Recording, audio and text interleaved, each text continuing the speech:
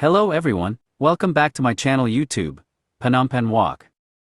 Today I am driving along the Tonle Sap River, Sisowatt Quay. After visiting Wat Ounalom Temple Pagoda, walked across the road to enter Sisowath Quay and found this Riverside Park. Riverside Park is located along the bank of Tonle Sap River, and the park extends till the merging point of Tonle Sap River with Mekong River. This area is also the Sisowatt Quay. Can see several people walk along in the walking strip provided. The maintenance of the park is good. When I visited around 11 a.m. in the morning, saw a lot of tourists and local people visiting the parkway. After walking towards the end of the park quay, found myself in front of the Royal Palace at about 300 meters distance. Between Riverside Park, Sisowatt Quay and Royal Palace, another park, the Royal Palace Park, is located.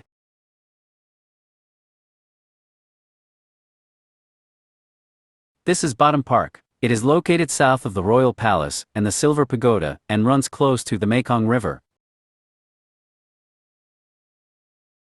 The Independence Monument and the statue of King Father Norodom Sihanouk statue are close by in Neek Bon Tuk Park. We hope you like and enjoyed watching this video. Please help to share and subscribe to get new videos from us. And kindly let me know if you have any suggestions. Thanks you and have a good day to you and your family. Best of luck of you all.